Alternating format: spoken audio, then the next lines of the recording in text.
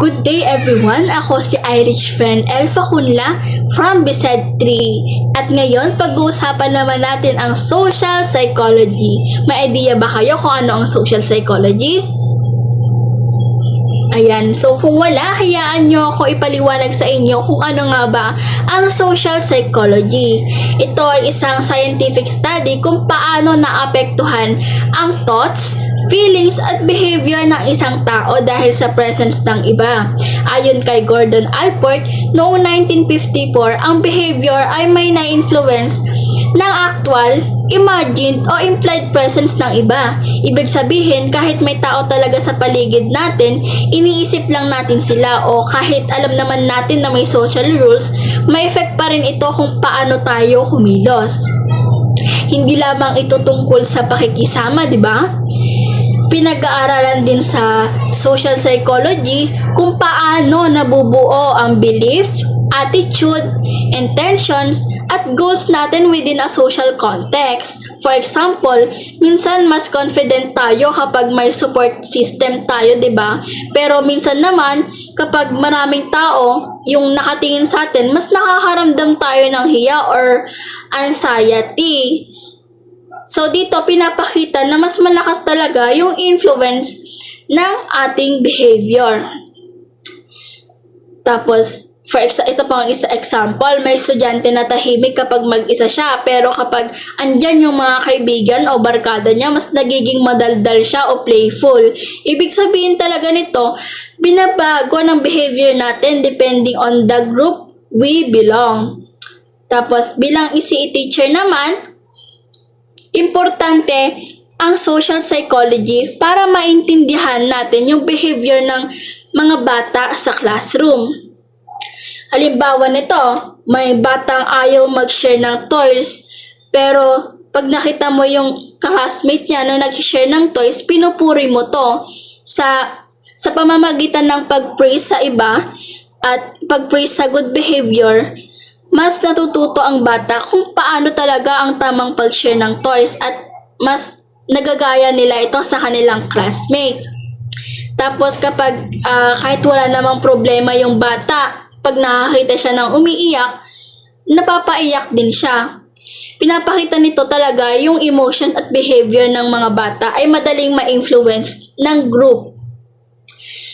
Ang social psychology ay tumutulong sa atin na maintindihan kung paano naapektuhan ng ibang tao ang ating thoughts, feelings at action. At bilang future ECE teacher, mahalaga ito dahil mas nagiging effective yung classroom management at sa pag-guide ng behavior ng mga bata.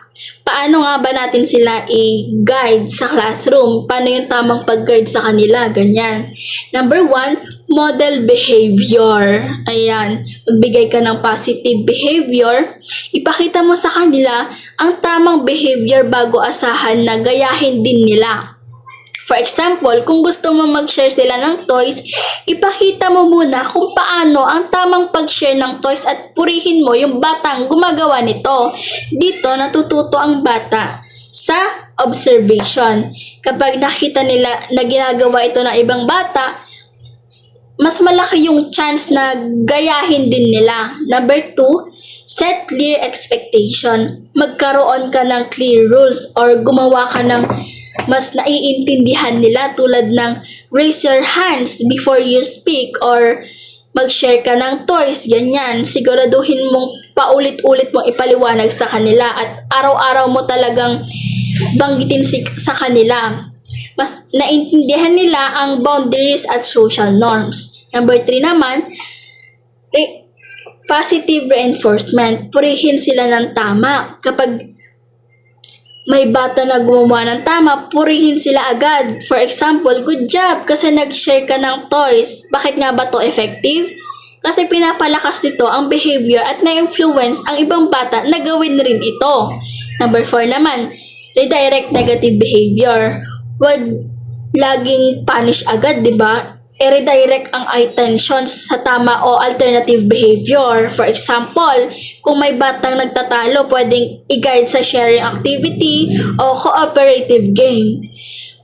Natututo silang kumilos ng tama sa pamamagitan ng guided, practice at observation. Number 5 naman, create cooperative activities or group activities tulad ng building blocks, role play, o singing games. Pinapakita rito sa teamwork, sharing, at classroom interaction. Ang effect naman nito, natututo silang mag-adjust sa group behavior at mas naintindihan ang social influence. Number 6 naman ay give choices. Bigyan sila ng simple choices para maramdaman nilang may control sila. For example, do you want to clean up the blocks first or the crayons? Ganyan. Mas effective ito, nakatulong sa decision-making skills nila at responsibilities. Number 7 naman ay empathy and emotional regulation. Pinapakita sa kanila kung paano i-handle ang frustration o disappointment nila sa sarili nila. For example, I know it's sad kapag nauna ang kaibigan sa turn, ikaw naman, pwede ka namang mag-antay. Yan, pwede kang mag-antay kapag may nauna sa'yo. Dito, natututo silang mag-manage ng emotion at social settings. At ang susunod naman na reporter ay si Roxanne. Ang i-report niya ay prosocial behavior. Good day everyone, my name is Roxanne Joy A. Joaquin from Descent 3 and today we're going to talk about prosocial behavior. So ano nga po ba ito? It is a sign of social and emotional competence of a child throughout its childhood. And it is defined as inability to act naturally, helpful, and cooperatively towards other people. While some kids or some children show early kinds of kindness, it is not an inborn trait. So meaning, hindi po porkit mabait yung nanay at yung tatay ng bata, nakuha na ng bata yung trait ng magulang na yun nung nasa tiyan pa lang siya. Pero po, ang guidance at support ng magulang para mabuo ang prosocial behavior ng isang bata ay malaki po.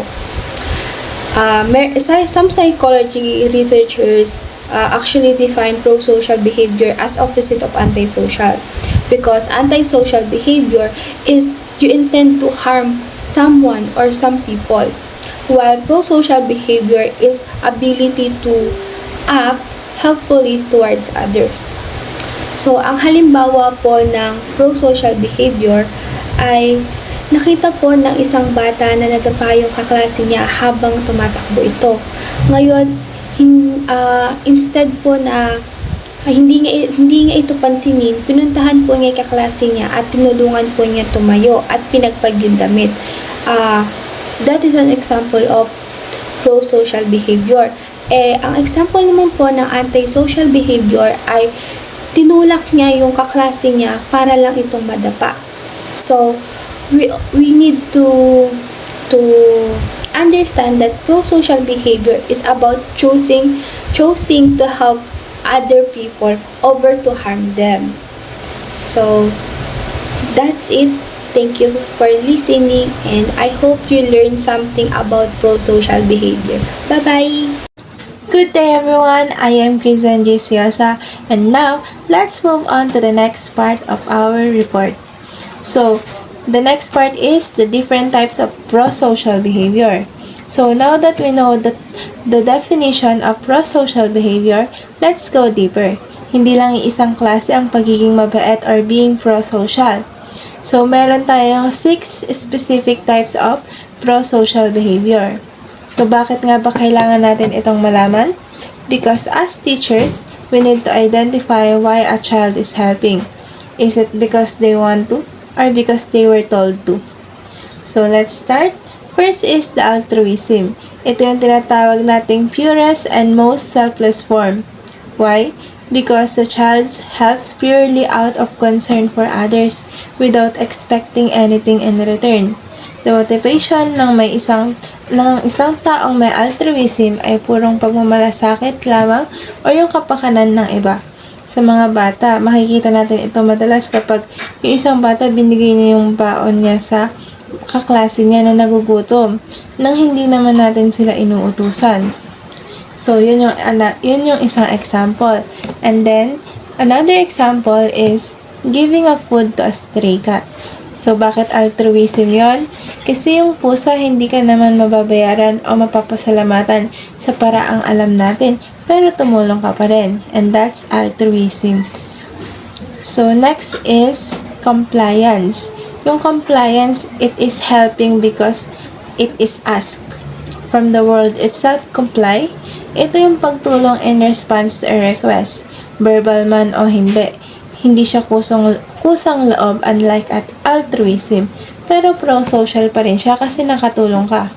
So, for example, sinabi ng teacher mo na tulungan ninyo si Juan na magpulot ng kalat at sumunod naman yung mga bata. Ito yung tinuturing nating compliance kasi may sinabi si teacher o may inutos si teacher na gawin mo. At yun yung tulungan mo yung kaklase mo. And yun. Next is emotional behaviors. Sympathy and empathy.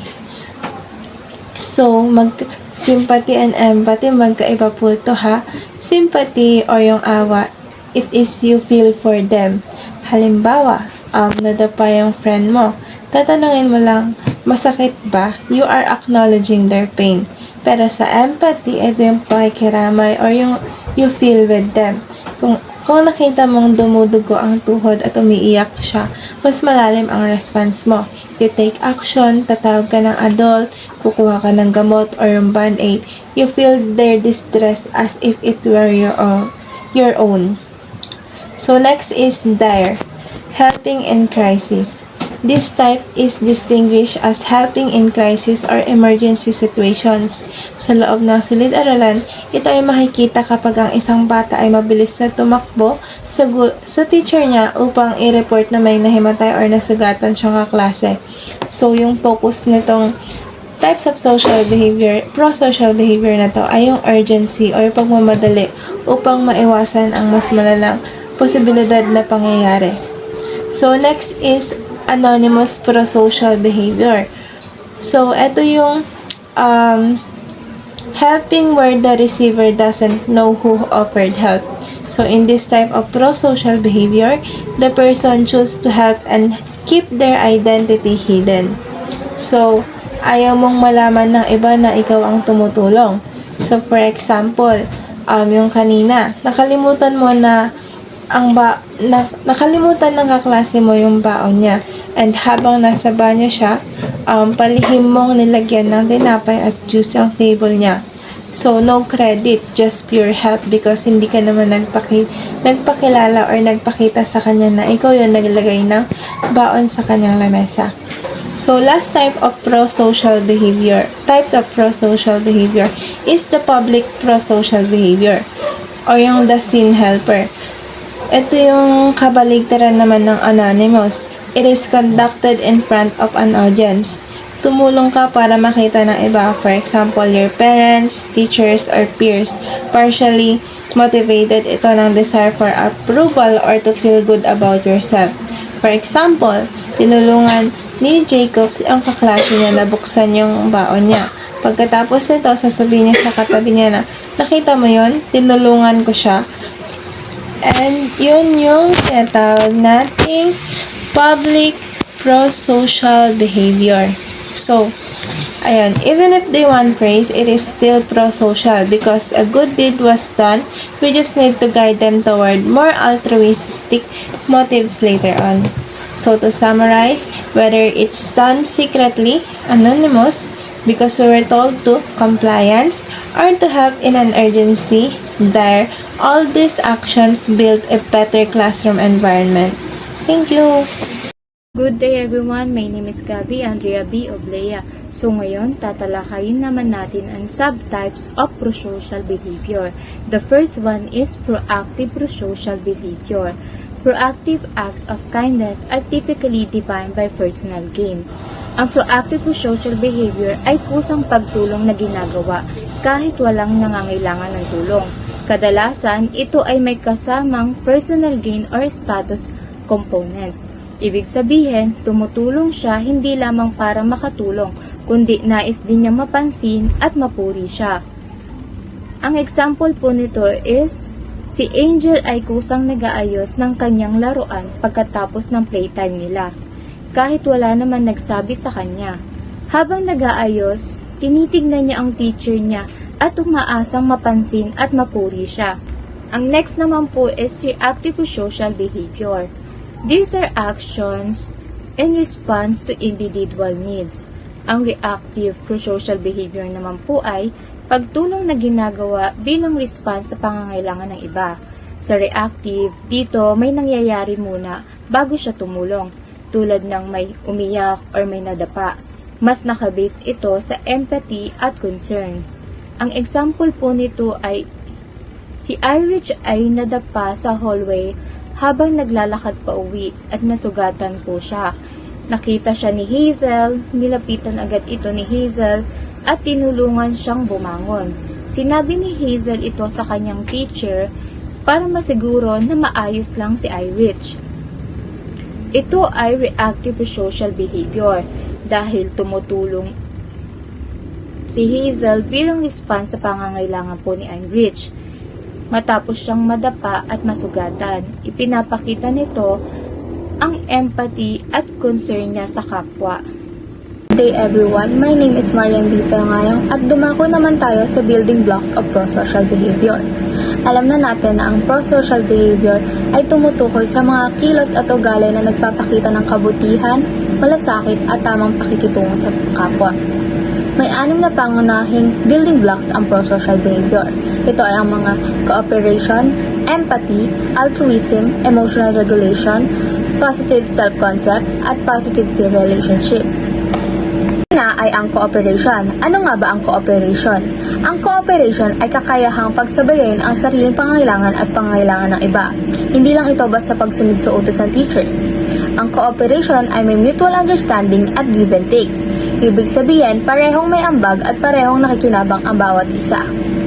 Mahalaga ang cooperation kasi dito natututo ang bata ng teamwork, natututo siyang makinig sa opinion ng iba, nade-develop yung patient at respect niya, at nabubuo ang tiwala sa pagitan ng magkaklase. Kapag marunong makipag-cooperate yung bata, mas nagiging maayos ang classroom environment. Halimbawa, may 2 batang gustong mag-drawing. Yung isa may crayons pero walang lapis, yung isa naman may lapis pero walang crayons. Nagdedesisyon silang maghiraman para pareho silang makagawa ng drawing. Dito makikita na hindi lang sila nag-share. Nagkaroon sila ng common goal at nagtulungan para ma-achieve yung goal nila. Pangalawa naman ang empathy. Ang empathy ay kakayahang maintindihan at maramdaman ang nararamdaman ng ibang tao.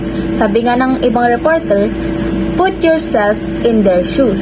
Ibig sabihin, kahit hindi ikaw ang nasa sitwasyon, naiintindihan mo ang kalagayan nila. Mahalaga ang empathy kasi dito nakakatulong para maiwasan ang bullying, pinapalakas ito ang compassion at kindness, nakakatulong ito sa pagbuo ng strong friendship. Halimbawa, may batang umiiyak dahil nasira ang laruan niya. Nilapitan mo siya at tinanong, okay ka lang? Pahiramin muna kita ng laruan ko. Hindi mo man nararanasan ang eksaktong sitwasyon, naiintindihan mo ang lungkot niya. Iyon ang empathy. 3, ang altruism. Ang altruism ay paggawa ng mabuti para sa iba kahit ang kapalit nito ay sakripisyo sa sarili. Ibig sabihin, tumutulong ka hindi dahil may kapalit o may reward. Tumutulong ka dahil may malasakit ka. Mahalaga ang altruism kasi nahuhubog ang generosity, natututo ang bata ng selflessness at pinapalakas nito ang sense of community. Halimbawa, ibinigay ng bata lahat ng crayons niya sa kaklaseng walang magamit. Pangalawang halimbawa, ibinigay mo ang baon mo sa kaklaseng gutom kahit ikaw ay nagugutom. Ang altruism ay mas mataas na level ng kindness.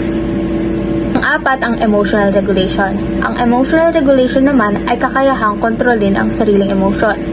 Normal lang na makaramdam ng galit, lungkot o frustration, pero mahalaga kung paano natin i-handle at i-control ito. Mahalaga ito dahil nakakatulong para iwasan ang away, nakakatulong din to sa tamang decision at academic performance. Halimbawa, nabunggo ng kaklase mo ang ginagawa mong blocks. Imbes na sumigaw ka at magalit, inisip mo muna yung sasabihin mo. At sasabihin mong, okay lang, aksidente lang naman. Gagawin ko na lang uli. Dito, makikita na marunong kang mag-control ng emosyon at hindi ka magpapadala sa galit. 5, ang positive self-concept. Ang positive self-concept ay kung paano nakikita ng bata ang kanyang sarili, ang kanyang kakayahan, ugali at halaga bilang tao.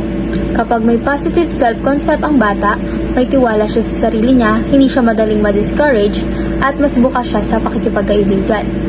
Halimbawa, mabait akong kaibigan, kaya kong gawin ito. Nagkamali ako pero natuto ako. Ang self-praise ay mahalaga dahil tinuturuan nito ang bata na pahalagahan ang sarili kahit walang external validation. Ang panghuli ay positive peer relationship. Ang positive peer relationship ay pagkakaroon ng maayos, suportado at healthy na relasyon sa mga kaklase o kaibigan.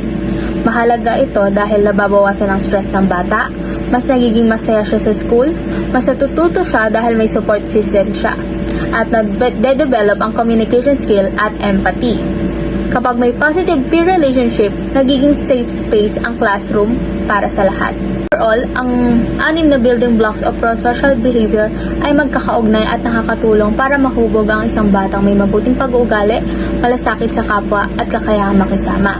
Kapag na-develop ang mga ito sa early childhood, mas malaki ang chance sa maging responsible, compassionate at emotionally healthy ang bata.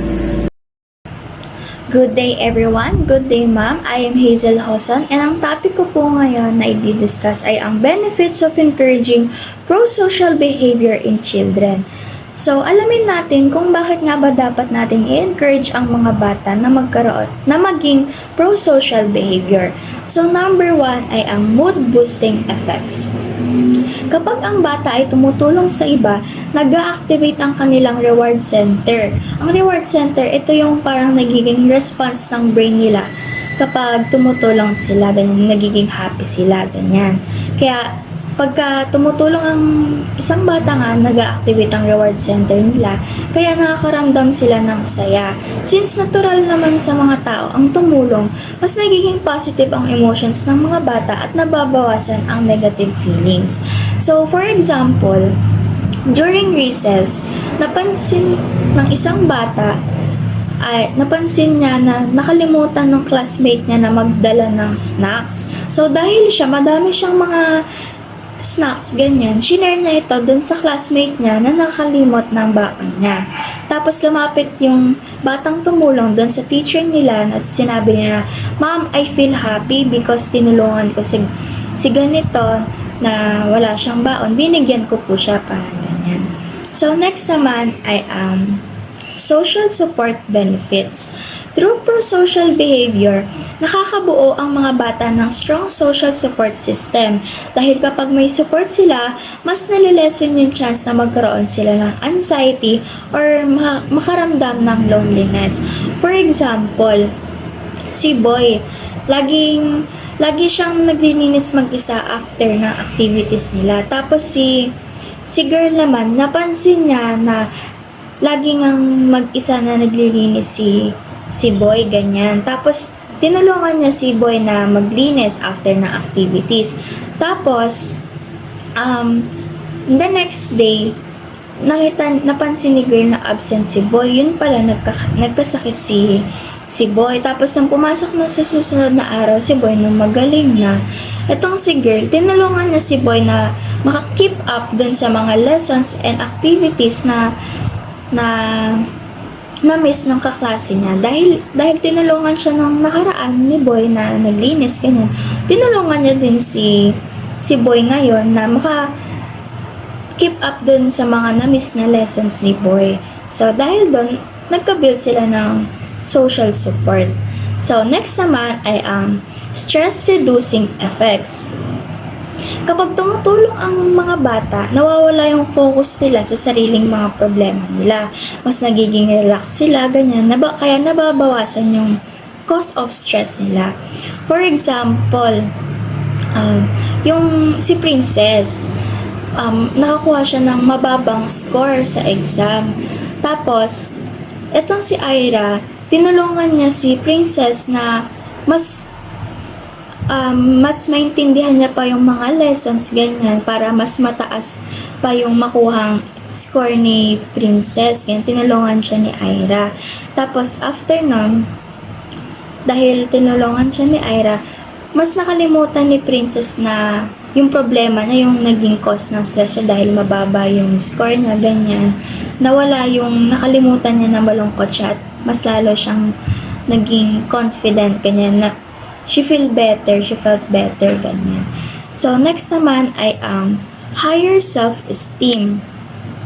Kapag natutong tumulong ang bata, tumataas ang self-esteem ng bata. Feeling niya may value siya at may purpose siya sa buhay. Halimbawa, si teacher, inas niya si Barbie na tulungan niya si Princess. Tapos si Barbie naman, happy siya and proud na tulungan niya yung classmate niya. Tapos after nang tulungan si Princess, lumapit siya kay teacher niya. Tapos sinabi niya na, "Ma'am, I feel important." Sinabi niya ganun si teacher niya. So, dahil dun na may natulungan siya, parang naramdaman ni Barbie na, ay may purpose pala siya sa life niya, ganyan, dahil tumutulong siya sa kapwa niya. So, next ay ang less likely to engage in relational bullying. Ang mga batang may pro-social behavior ay less likely na mag-relational bullying kasi marunong silang mag-empathize at mag-value ng friendship. So, for example, si Princess tahimik lang siya, tapos lagi siyang iniinis ni Barbie na tahimik lang siya, mag-isa lang siya, ganyan. Si Ira, napansin niya yon na lagi niyang iniinis si Princess dahil mag-isa lang siya.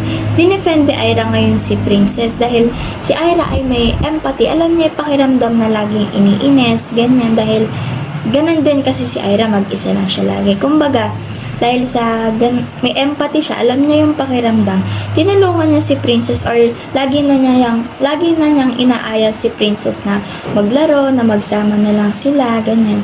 Dahil doon, mas nalilas yung bullying at anxiety ng bata. So next ay ang low externalizing behavior. Ano nga ba ang externalizing? Ang externalizing, ito yung negative behavior or negative actions na katulad ng mga away, ganyan, yung mga suntukan, agawan ng mga bagay, ganyan. Parang more on physical na pananakit, ganyan. Externalizing behavior ay may mga outward negative actions tulad ng aggression at cheating. Dahil sa pro-social behavior, nababawasan ng ganitong klase ng behavior. Halimbawa, mayroong dalawang bata na naghahabulan sila during playtime. Tapos, itong isang bata, nabangga niya accidentally niyang nabangga yung kalaro niya. Kaya instead na mag-away sila, makipag-away sila sa isa't isa, ganyan, nag-sorry yung batang nakabangga. Sabi niya, "Sorry, it was an accident." Sabi niya din sa batang nabangga niya. Tapos, tinulungan niya pang makatayo yung bata na nakabangga niya. So yun po ang low externalizing behavior. Next naman ay ang fewer internalizing behavior. Ang internalizing naman po, kabaliktaran siya na externalizing. Kaso po, ang internalizing more on, negative emotions. Tapos, ito po yung mga emotions na kinikip ng mga bata inside. Kumbaga, hindi po nila sinasabi, ganyan, hindi nila nilalabas verbally. Halimbawa po, yung fear, ganyan. Tapos sadness. So, internalizing behavior ay ito nga yung mga emotions na tinatago sa loob, tulad ng fear at guilt. Kapag may social support ang bata, mas nababawasan ang ganitong feelings. Halimbawa, si Princess, malungkot siya kasi mababa yung score niya sa test, ganyan. Tapos dahil meron siyang strong support system, yung mga friends niya, ganyan, kinomfort nila si Princess na tas sinabi na, okay lang yan, ganyan. Meron pa namang next time, bawi na lang next time, mas galingan pa natin next time. So, si Princess, imbis na umiyak siya alone, mag-isa lang siya, ganyan, mas na-express niya yung feelings niya verbally doon kila Ira. So, yun ang fewer internalizing behavior. So, next naman, last ay ang are resilient. mas resilient ang mga batang may pro-social behavior. Kapag nabully sila or may problema sila, mas mabilis silang makarecover dahil may strong support system sila. For example, si Barbie, dati, nabubully siya. So, dahil nabubully siya, nawawala yung confidence niya sa sarili niya, ganyan, hindi na siya nakikipag-participate gaano sa mga activities, ganyan. Dahil ngayon, meron na siyang strong support system, gaya nila Ira at Princess, mas na-regain yung confidence ni Barbie. And then, mas nagpa-participate na siya sa mga klase, ganyan, lalo na sa mga activities.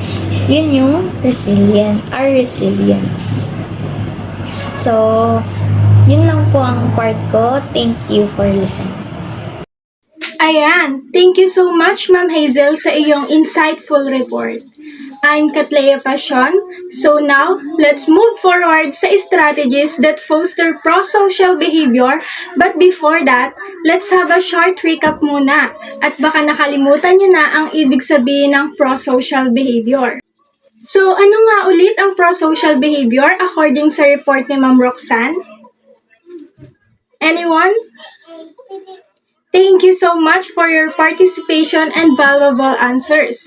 So, ang pro-social behavior daw is simply doing things that help or benefit others, or even just being kind and nice to them. For example, nalaglag yung ballpen ng kaklase mo. Nagkataon na malapit sa iyo yung ballpen and you try to pick up the ballpen at ibinalik sa kanya. That's show pro-social behavior. Another, sinishare mo yung food mo. You smile whenever you greet people. Lahat yon pro-social behavior. Hindi sinusukat kung malaki o maliit ang kindness at tulong na naibigay mo sa kanila. Kahit simpleng help lang or simpleng pagpapakita ng kindness, who knows, di ba? Baka natulungan natin sila na maging feel better ang nararamdaman ng isang tao. At naniniwala ako na ang kindness is the most powerful weapon that we can use for our everyday life and with the people we interact with. Now at alam na natin at na-refresh na ang ating mga isipan sa pro-social behavior, huwag na nating patagalin at dumako na tayo sa mga strategies or estratehiya that foster pro-social behavior. Number 1 is equip children with compassionate language. So, ano nga ba ang compassionate language? A mindful, non-judgmental, and empathetic communication style that designed to foster understanding, connection, and respect. Non-judgmental. Huwag natin i-blame o i-criticize yung bata sa nangyari. Let's focus on understanding rather than judging. Let's be mindful also in selection words. Siyempre, gumamit naman tayo ng mga kaaya-ayang salita that shows respect and considerate. Mindful words, kumbaga. Kailangan muna rin nila maintindihan at mahalin ang kanilang mga sarili bago ang iba. So for example, kapag may bata na umiiyak kasi hindi niya matapos-tapos yung drawing niya dahil palagi siyang nagkakamali, pwede nating sabihin na, naiintindihan ko yung nararamdaman mo, anak. Minsan, nahihirapan din tayo mag-drawing. Pero okay lang yan. Gusto mo bang itry ulit? Tutulungan ka ni teacher. So, sa ganong paraan, matutulungan natin na kumalma yung bata. Dahil ni-reassured ko as a teacher na tutulungan ko siya. Hindi natin sasabihin, huwag kang iyakin, papaluin kita. Kasi masasaktan sila lalo. And instead na ma-resolve yung problem ng bata, baka mas lumala pa. Imbis na umiiyak lang siya sinabihan mo ng papaluin mo siya at pinagalitan, yung iyak niya may kasama ng tantrums. Diba? Kaya mahalaga na matutunan natin ang compassionate language.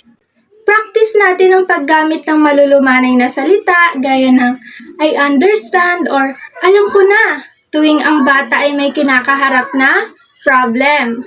Kapag may problema sila, dapat ipakita natin sa kanila na flexible tayo. At we have solution sa problema na kinakaharap nila. Turuan din natin sila maging kind at patient sa kanilang mga sarili gaya ng salitang, okay lang na hindi ko makuha agad, gagawin ko ulit ng mabuti at mas maayos. And ang kahalagahan nito ay dapat daily routine siya. Kailangan bago mag-start ang klase o pagkatapos ng activity, dapat hindi makakalimutan ni teacher na gumamit ng compassionate language. So number 2, engage children and make them feel included. Kapag naramdaman ng bata na part siya ng squad o belong siya sa grupo, mas willing siyang gumawa ng mabuti para sa iba o tumulong. Pero kung feeling niya excluded siya o hindi siya kailangan, malamang ay hindi siya makikipag-participate o makikisalamuha sa mga gawain. So for example dito, sa Muñoz Central Elementary School, dito mismo sa Nueva Ecija, may bagong estudyante na sobrang mahiyain. And dahil mahiyain nga siya, hindi siya nakikipag-participate or nakikipag-usap kahit kanino. Ang ginawa ni teacher, instead na hayaan niya yung bata o i-ignore niya, sinama siya sa class mural painting activity. So, binigyan siya ng role na mag-draw ng mga bulaklak kasi alam ni teacher or na-observe ni teacher na nagdodraw siya ng mga random things sa kanyang papel at gamit yung kanyang lapis. So, in that way, nararamdaman ng bata na kailangan siya ng group because of her talent. At simula noon, nagsimula na siyang mag-offer ng help sa mga kaklase niya na hirap mag-drawing. So, nagkaroon siya ng will na tumulong sa iba. Dahil alam niyang itong bagay na ito ay kaya ko to, magagawa ko to, at kailangan nila to. Kaya importante sa ating mga future educator na palaging tandaan ang equity at equality ng mga bata base sa kanilang mga pangangailangan. We are living in an inclusive and diverse classroom so that iparamdam natin sa bawat bata na included sila, safe sila at mahal sila ng bawat isa. Number 3, encourage children to do random acts of kindness. Kapag ang mga bata ay gumagawa and nakikita nila or na-observe nila yung mga good things, nagkakaroon sila ng mas malaking pagpapahalaga sa isa't isa. Plus, contagious pa to. Kapag nakita ng iba na may gumagawa ng mabuti, lalo kapag napipraise sila, gagayahin din nila yon. Kaya nga 'di ba, ang palagi nating sinasabi, ang mga bata ay sila ang good imitators. For example, yung bata inabutan niya ng tubig yung kaklase niya na pawis na pawis. Tapos, pinansin ni teacher, "Ang bait mo naman anak, binigyan mo ng tubig si Maria kasi alam mong nauuhaw na siya." So, sa simpleng word of appreciation na binigay natin dun sa bata because of what he did, mas lalo siyang nagkaroon ng idea na, ay, tama pala yung ginawa ko. Kapag pala mabait ako sa kapwa ko, natutuwa si teacher, natutuwa si mama, natutuwa si papa, natutuwa yung mga kalaro ko. And maaaring hindi lang siya ang na-encourage ni teacher. Pwede rin ma-encourage yung mga bata sa paligid nila. At ang pinaka-importante na palagi nating dapat tandaan as a future educator na dapat sa atin nila mismo nakikita ang mga small act of kindness or random act of kindness. Tulad ng paglilinis ng table nila o table ng kaklase nila or sharing. Kapag may bata na walang papel, tapos tayo may sobrang papel, let's share it. Let's practice na bigyan natin yung mga nangangailangan. Number 4, catch them in the act. Kailangan marinig ng bata kung tama ba o mali yung ginagawa nila. If mali yung ginagawa ng bata, let's correct them in a nice way. Kung tama naman, ay i-praise natin yung bata at sabihin natin yung dahilan bakit tama yung ginawa niya or bakit siya na-praise dahil sa ginawa niya. Para naman ma-feel niya na okay, approved, nice yung ginawa niya. And by that, marirealize ng bata kung ano ba ang tama at mali. Kung ano ba ang dapat ginagawa nila at hindi nila ginagawa. Awareness, kumbaga. Kapag ginawa ko to, matutuwa kaya si teacher? Kapag ginawa ko to, iiyak naman si Ben. For example, nakita mo si Juan. Tinulungan niya buhatin yung bag ni Ana kasi mabigat. Nakikita mong nahihirapan siya. As a teacher, hindi tayo mag-appreciative smile lang. Dapat i-voice out natin. Wow! Juan, nakita nakita ko tinulungan mo si Ana buhati ng kanyang bag. Dahil alam mong nahihirapan siya, no? Ang bait mo naman. Good job. So, in that way, hindi lang basta, good job, Juan. Very good, Juan. Kasi sometimes, hindi aware yung bata. Hindi niya alam kung ano ang ginawa niyang tama or ginawa niyang mali. Kaya mahalaga yon para maintindihan ng bata at ma-review sa isip niya na, ay, kapag ganito pala ako, very good ako. Ganon. So, number 5. Children must be taught how to empathize.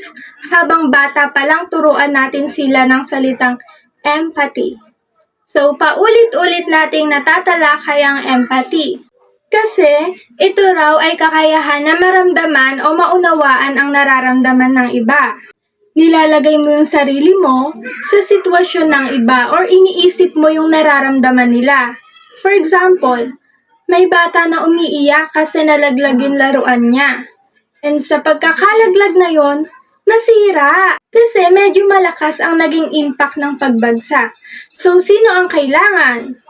Walang iba kundi si teacher. Ang solusyon ulit ni teacher ang kailangan. Inagaw ngayon ni teacher ang atensyon ng mga bata. Nakikita niyo ba si Luis? Umiiyak siya kasi nasira yung kanyang kotse-kotsihan. Ano kaya ang nararamdaman ni Luis ngayon? Malungkot siya, di ba? Paano natin matutulungan si Luis? Sa mga tanong ni teacher, nag-iisip na yung mga bata kung paano nila i-comfort si Luis para huminto na sa pag-iyak. And then, suddenly, sabi nung isang bata, pwede nating ayusin yan, Luis. Sabi naman ng isang bata, you can borrow my car toy for the meantime, habang inaayos pa yung kotse mo, Luis.